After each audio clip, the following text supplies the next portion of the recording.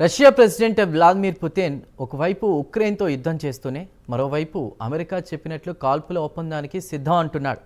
ఇంకోవైపు దేశంలో మిలిటరీని బలోపేతం చేయడానికి పెద్ద ఎత్తున రిక్రూట్మెంట్కు ఆర్డర్ జారీ చేశారు. దేశంలోని యువతకు నిర్బంధ సైనిక శిక్షణ ఇప్పించి ఉక్రెయిన్పై యుద్ధానికి ఫ్రంట్ లైన్కు పంపుతారు. ముందుగా 1,60,000 మందిని రిక్రూట్ చేసుకుంటున్నారు. దీని వెనుక ఉద్దేశం ఏమిటనే అంశంపై పలు ఊహాగానాలు కూడా వెల్లువెత్తుతున్నాయి. ప్రత్యేక కథనంలో పుతిన్ మాస్టర్ ప్లాన్ గురించి మరింత సమాచారాన్ని తెలుసుకుందాం. రష్యా యుక్రెయిన్ యుద్ధానికి ఇప్పట్లో శుభం కార్డు పడే పరిస్థితి కనిపించడం లేదు. ప్రపంచంలోని అత్యంత శక్తివంతమైన దేశం అమెరికా, దాని ప్రెసిడెంట్ డొనాల్డ్ ట్రంప్ స్వయంగా పుతిన్ను కాల్పుల విరమణ ఒప్పందానికి అంగీకరించాలని నచ్చజెప్పినా పుతిన్ మాత్రం ససేమిరా అంటున్నాడు. ఇంకా రెచ్చిపోతూ ఇటు ట్రంప్ను అటు జెలెన్స్కీని రెచ్చగొడుతున్నాడు. ఇక అసలు విషయానికి వస్తే రష్యా ప్రెసిడెంట్ పుతిన్ యుక్రెయిన్ యుద్ధంలో పెద్ద ఎత్తున సైనికులను కోల్పోయాడు. లక్షల్లో సైనికులను కోల్పోవడంతో సైనికుల కొరత రష్యా మిలిటరీని వేధిస్తోంది. దీంతో పుతిన్ తన మిత్రుడు ఉత్తర కొరియా ప్రెసిడెంట్ కిమ్తో మాట్లాడి తనకు యుక్రెయిన్ యుద్ధంలో కొంతమంది సైనికులను పంపాలని కోరడం, దానికి కిమ్ అంగీకరించడం జరిగిపోయాయి.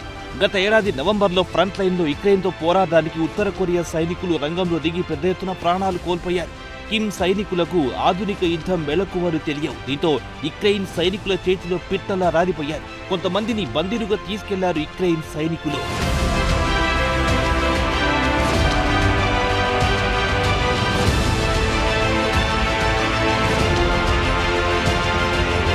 ఇవన్నీ ఒకేటైతే ప్రస్తుతం రష్యా ప్రెసిడెంట్ తగ్గిపోతున్న సైనికుల సంఖ్యను పెంచుకోవడానికి దేశంలో నిర్బంధ సైనికుల శిక్షణ రిక్రూట్మెంట్ ప్రారంభిస్తూ ఆదేశాలు జారీ చేశారు. ఆర్మీలో తప్పనిసరిగా 1,60,000 మంది రిక్రూట్ చేసుకోవాల్సిందిగా ఆదేశాలు జారీ చేశారని రష్యా మీడియాలో పెద్ద ఎత్తున వార్తలు వచ్చాయి. ఇటీవల కాలంలో ఇంత పెద్ద మొత్తంలో సైనికులను రిక్రూట్ చేసిన దాఖలాలు లేవు. మరోవైపు అమెరికా మధ్యవర్తిత్వంలో యుక్రెయిన్తో కాల్పుల ఒప్పంద విరమణ చర్చలు కొనసాగుతున్న సమయంలో ట్రంప్ పెద్ద ఎత్తున సైనికులను రిక్రూట్ చేసుకోవడం ఆశ్చర్యానికి గురి చేస్తోంది. అయితే ప్రతి దేశం తమ దేశ భద్రత కోసం సైనికులు రిక్రూట్ చేసుకోవడం సహజమే.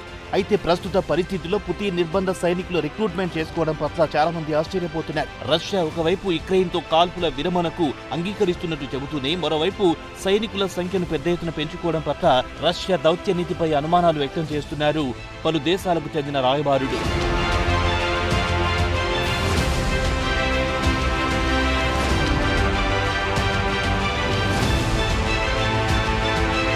తాజాగా రష్యా పెద్ద ఎత్తున బలవంతపు రిక్రూట్మెంట్ మొదలు పెట్టగానే యుక్రెయిన్ పుతిన్పై మండిపడింది. సంప్రదింపుల పేరు చెప్పి క్రెమ్లిన్ ఉద్దేశపూర్వకంగానే చర్చలు వాయిదా వేస్తూ మరోపక్క యుద్ధ రంగంలో బలోపేతం కావడానికి కుటిల యత్నాలు చేస్తోందని ఆగ్రహం వ్యక్తం చేసింది. ముఖ్యంగా యుక్రెయిన్లోని సుమి, ఖార్కోవ్, జాపోర్జియా రీజియన్లో బలపడడానికి ప్రయత్నిస్తోందని యుక్రెయిన్ ఆరోపిస్తోంది. ఇదిలా ఉండగా రష్యా నుంచి కాల్పుల విరమణ గురించి సరైన స్పందన రాకపోవడంతో అమెరికా ప్రెసిడెంట్ ట్రంప్ కూడా పుతిన్పై ఆగ్రహంతో ఊగిపోతున్నాడు. ఆదివారం నాడు ట్రంప్ మాట్లాడుతూ ఒకవేళ పుతిన్ దారికి రాకపోతే రష్యా నుంచి చమురు దిగుమతి చేసుకునే దేశాలపై భారీ సుంకాన్ని బాదుతారని హెచ్చరించాడు. అయినా రష్యా నుంచి సానుకూల స్పందన మాత్రం రావడం లేదు. ఒక విధంగా ట్రంప్ హెచ్చరికలను పుతిన్ తేలికగా తీసుకుంటున్నాడు.